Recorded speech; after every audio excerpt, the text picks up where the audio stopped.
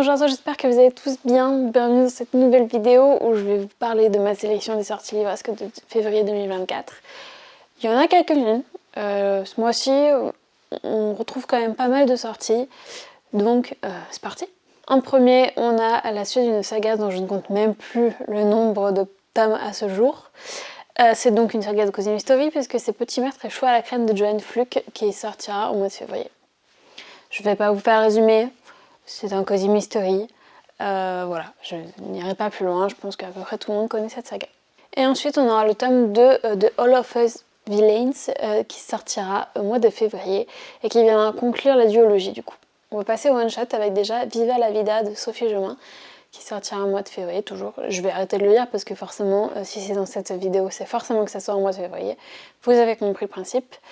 Dans ce roman, on est sur un peu une ode à l'amitié, où apparemment on va passer du rire aux larmes puisqu'on suit l'histoire de Fran et Marnie.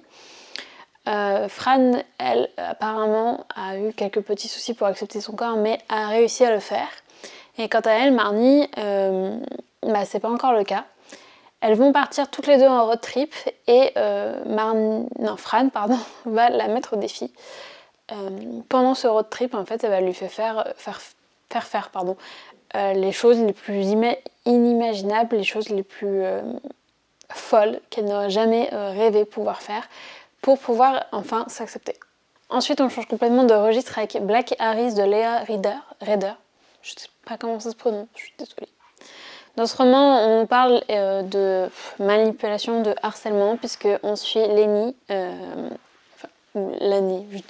encore une fois, je ne sais pas comment ça se dit, qui a perdu sa mère, qui vit avec son père, qui se retrouve complètement dépassée par les événements. Elle, en gros, elle plonge dans la drogue, elle plonge dans l'alcool. La seule chose à laquelle elle tient vraiment, c'est son petit frère. Et les choses vont empirer quand elle va devenir un peu le souffre-douleur de tout le lycée. Elle va se retrouver prise au piège et va se retrouver publiquement humiliée. Elle va donc embarquer un de ses amis qui est celui qui l'a un peu sauvé de tout ça, qui apparemment est maître dans l'art de la perversion, je ne sais pas si ce se retourne contre elle ou pas. En tout cas, il est celui qui l'a sauvé et Lani, je ne sais pas, va l'embarquer lui et une autre fille dont elle est totalement amoureuse pour essayer de se venger en fait de ceux qui l'ont fait souffrir, qui l'ont humiliée. Et le bad trio va se former et apparemment va être à l'auteur des espérances de chacun. C'est donc le récit de leur vengeance qui apparemment est terrible. On s'en doute, donc ça va parler de harcèlement et des dangers que cela peut amener. Ensuite, je vais parler de Thief's Gambit de Kaivian Lewis. On est dans un roman jeunesse dans lequel on suit notre héroïne Ross qui a 17 ans, qui provient d'une famille de voleurs. Dans cette famille, c'est un peu le chemin tout tracé, sauf qu'elle ne veut pas du tout en devenir une. Elle veut aller à la fac. Et tant pis pour le célèbre tournoi le plus prestigieux, puisque en fait, elle a été sélectionnée, mais elle ne veut pas y aller, forcément. Elle s'en fiche un peu de devenir la plus grande voleuse de tous les temps. Sauf que sa mère va se faire kidnapper et elle n'aura pas d'autre choix que de participer finalement à ce concours pour payer la rançon exorbitante. Ensuite, on rentre un peu dans le mystérieux avec Le Chant des sirènes de Amy Goldsmith. Alors, dans ce roman, on suit Liv qui est une jeune fille qui n'en revient pas de sa chance. Elle a obtenu une bourse qui va lui permettre de voyager sur le bateau de croisière qui l'a fait rêver, qui lui permet de voyager pendant toute une année, je crois, autour du monde. Et en plus, son meilleur ami a le droit de venir avec elle. Donc évidemment, pour elle, c'est le paradis, l'occasion de voyager avec son ami, de resserrer les liens, etc. Sauf que sur cette croisière, il y a les gosses de riches méprisants et les sirènes qui sont un groupe d'influenceuses. Donc elle ne trouve pas vraiment sa place autour de tout ce beau monde. Elle n'est pas très très à l'aise et les choses vont se compliquer le jour où son meilleur ami va disparaître ainsi que d'autres passagers. Donc voilà, qu'est-ce qu'il se passe exactement sur cette croisière ? Ensuite, on va passer sur du thriller. Alors, du thriller un peu horreur, puisque je vais parler de Les Disparus de Harold Lake, écrit par Kat Ellis. Dans ce roman, en fait, on suit notre héroïne qui est fan d'histoires d'horreur, puisqu'elle a une mère qui est actrice. Elle est aussi fille d'un réalisateur de films d'horreur. Donc vraiment c'est son monde. Il n'y a pas grand chose qui lui fait peur, sauf le jour où elle va atterrir dans la ville de Arrow Lake, qui est une ville assez glaciale, assez flippante, où il se passe des choses pas très très nettes. Ensuite on change encore une fois complètement de registre avec Porcelaine sous les ruines de Ada Vivalda. Dans ce roman, on suit Alba qui a été renvoyée sur Terre, condamnée à errer parce que elle a accordé trop de vie aux humains, elle a été trop gentille avec eux. Du coup, les génies en ont eu marre et donc l'ont punie. Elle va se voir recueillie par un groupe de villageois en fait qui voient en elle, alors Lady, je ne sais plus comment, mais en fait la gardienne de ces terres parce que c'est les seules terres encore verdoyantes qui sont peu à peu grignotées par la mer. Mais l'archipel voisin commence un peu à jeter un œil sur Hibernia, je crois que c'est ça le nom, parce que c'est riche, ça se porte plutôt bien et eux ils sont un peu jaloux, donc ils envoient un émissaire pour essayer de comprendre pourquoi c'est aussi verdoyant, qu'est-ce qu'ils font pour que ça marche.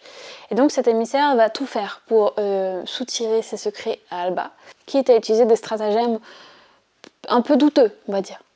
Donc ce qui va conduire à une cohabitation un peu compliquée entre les deux. Ensuite un thriller avec Quand le chat n'est pas là de M.J. Aldrich, j'espère le dire bien. On est dans un thriller où on a peu d'infos dans le résumé, mais j'aime bien cet auteur, je suis fan de son travail. Et en plus, le peu qu'on nous dit m'a donné envie, puisqu'on nous dit juste qu'il y a eu un meurtre brutal commis à la hache, qui est l'œuvre d'un tueur en série qui s'amuse à tuer les jeunes filles quand elles sont seules chez elles, qui terrorise un peu tout le monde, on va pas se mentir. Et on a notre inspectrice qui est menacée par quelqu'un revenu de son passé, avec qui elle va jouer au chat et à la souris.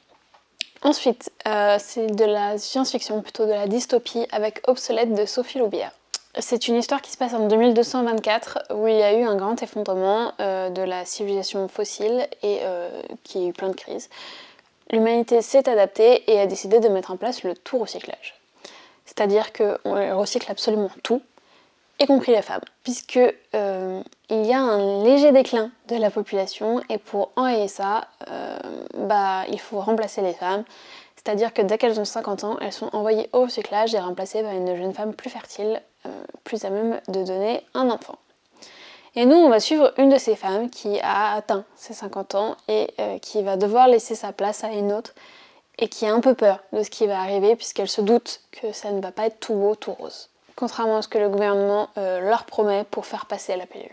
Ensuite, je vous ai mis une romance avec L'ombre de la couronne de Abigail Owen. Apparemment dans ce roman, les ombres ont une place très importante puisque certaines vous protègent, certaines vous tuent. Et après, on nous dit qu'on va suivre une jeune fille qui vit dans un mensonge puisqu'elle a une jumelle qui est la princesse du royaume. Et elle a passé sa vie à la protéger en fait. Donc clairement, elle agit un peu comme une doublure. C'est-à-dire que dès qu'il y a un potentiel danger dans une situation, elle va prendre sa place. Il se trouve que la reine va décéder et qu'un jeune prince va envoyer un cadeau plutôt étrange pour le couronnement à sa sœur, qui est une demande en mariage. Notre héroïne va se méfier et va donc prendre sa place le jour du couronnement, et donc va se faire enlever à la place de sa sœur par ce prince. Et au fur et à mesure qu'elle essaye de se libérer, son mensonge va s'étioler au fur et à mesure et elle va lutter contre ce prince qui a des ombres assez bizarres et elle va se retrouver un peu emmêlée entre le fait de vouloir se libérer et le fait de résister à ce jeune homme. Ensuite, on repasse à un thriller avec L'île infidèle de S.K. Tremen. Ce thriller se passe sur une île isolée de tous avec sur cette île un hôtel. Dans cet hôtel travaille Anna, qui est complètement coincée sur cette île puisqu'elle a développé une peur panique de l'eau à la suite d'événements tragiques qui sont arrivés à certains clients de l'hôtel. Il y a son fiancé et sa sœur ou sa meilleure amie, je ne sais plus, qui viennent la visiter de temps en temps, sauf que ces visites se font de plus en plus rares et ils sont très bizarres quand ils viennent. Et en parallèle de ça, il commence à se passer des choses étranges sur cette île. Elle va voir un bateau se promener dans le brouillard.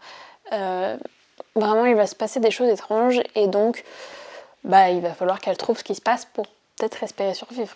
On va repasser à la jeunesse avec un auteur que j'aime beaucoup, qui est TJ Klune, qui va sortir dans La vie des pantins.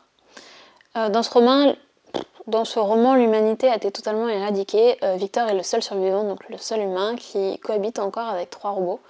Un aspirateur, une infirmière robot et, je crois, son père, plus ou moins son père, on le comprendra. Et ils cohabitent dans la forêt, au sommet d'un arbre, il me semble. Ils se cachent.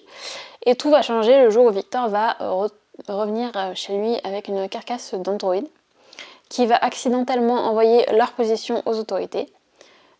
Donc les autorités vont se rendre chez Victor et l'emmener de force pour lui effacer la mémoire, le reprogrammer, puisque c'est un humain, il ne peut pas survivre. Et alors vont se lancer à sa rescousse ces 3 robots et essayer de l'empêcher de disparaître complètement.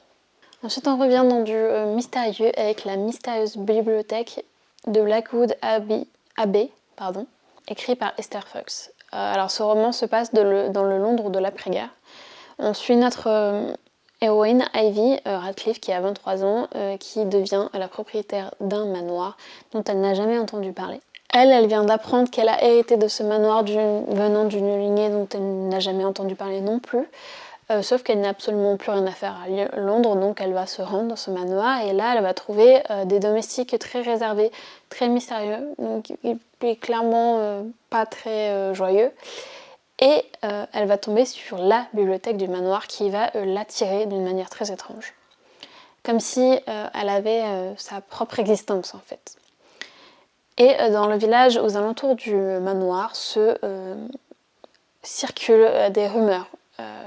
À propos d'un mystérieux manuscrit, de disparition de gens, etc.